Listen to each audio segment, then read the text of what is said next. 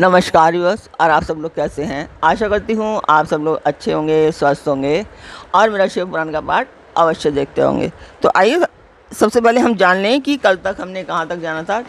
तो कल से हमने शुरू किया है वायव्य संहिता का उत्तराखंड शुरू किया है। पहले पूर्वाखंड चल रहा था, अब ये उत्तराखंड चल रहा है। और उत्तराखंड में कल हमने जाना था कि ऋषियों के पूछने पर वायुदेव का श्री कृष्ण और उपमन्यु के मिलन का प्रसंग सुनाना वायुदेव का, और कृष्ण को उपमन्यु से ज्ञान का और भगवान शंकर से पुत्र का लाभ।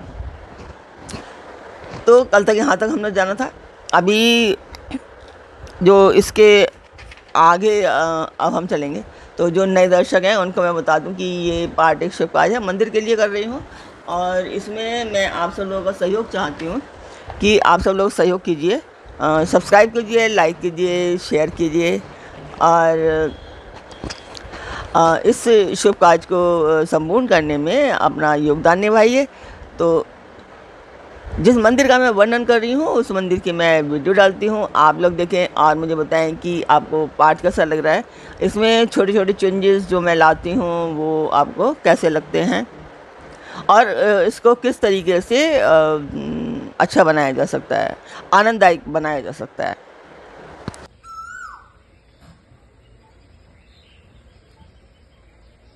तो मंदिर की वीडियो आपने देखी, आपको पाठ कैसा लग रहा है, आपको शिव पुराण कैसा लग रहा है, कमेंट बॉक्स में मुझे अवश्य बताएं। तो अब हम चलते हैं आज के पाठ पर।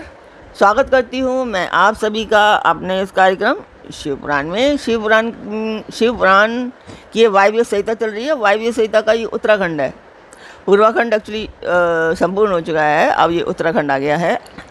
और इसमें आज आप सुनने वाले हैं उपमन्यु द्वारा श्री कृष्ण को पाशुपत ज्ञान का उपदेश देना।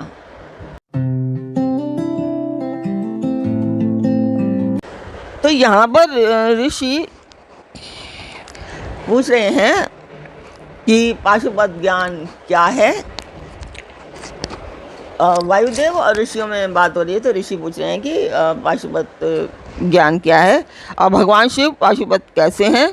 और अनायासी महान कर्म करने वाले भगवान श्री कृष्ण ने उपमन्यु से किस प्रकार प्रश्न किया था। वायुदेव, आप साक्षात शंकर के स्वरूप में, इसलिए ये सब बातें आप बताइए।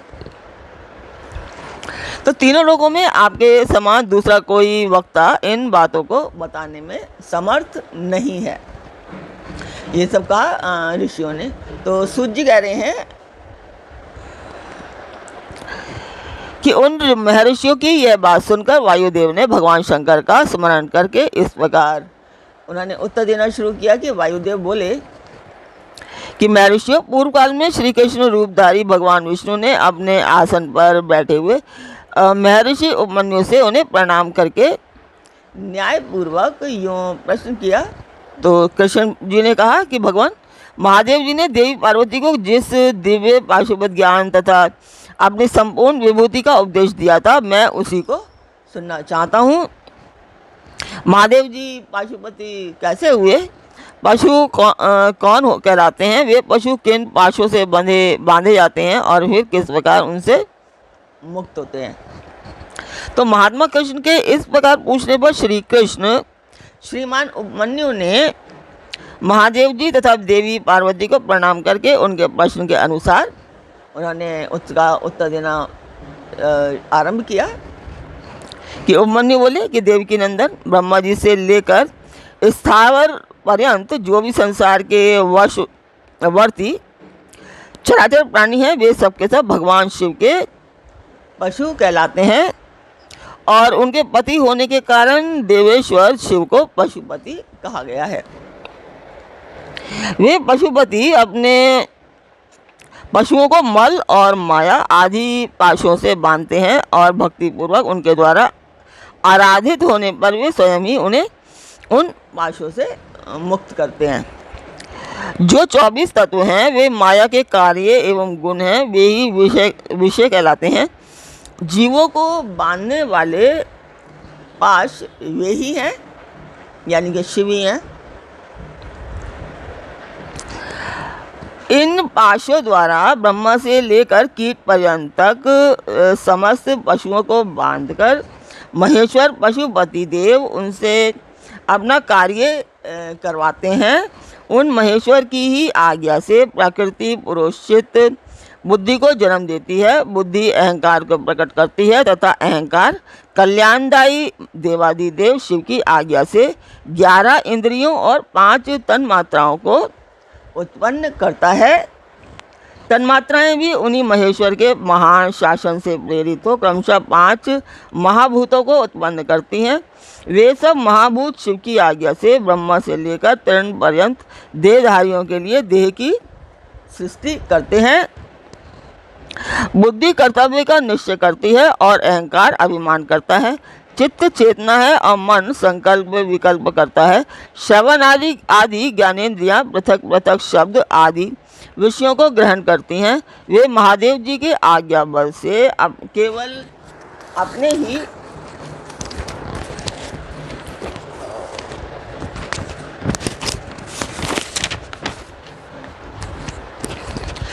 ही विषयों को ग्रहण करती हैं। वाक आदि कर्मेंद्रियां कहलाती हैं और शिव की इच्छा से अपने लिए नियत कर्म भी करती हैं। दूसरा कुछ नहीं, शब्द आदि जाने जाते हैं और बोलना आदि कर्म किए जाते हैं। इन सब के लिए भगवान शंकर की गुरुतर आज्ञा का उल्लंघन करना असंभव होता है। परमेश्वर शिव के शासन से ही आकाश सर्वव्यापी होकर समस्त प्राणियों को अवकाश प्रदान करता है। वायु तत्व प्राण आदि नाम भेदों द्वारा बाहर भीतर के संपूर्ण जगत को धारण कराता है। अग्नि तत्व देवताओं के लिए हव्य और कव्य भोजी पितरों के लिए कव्य पहुँचाता है। साथ ही मनुष्यों के लिए पाक आदि का भी कार्य करता है।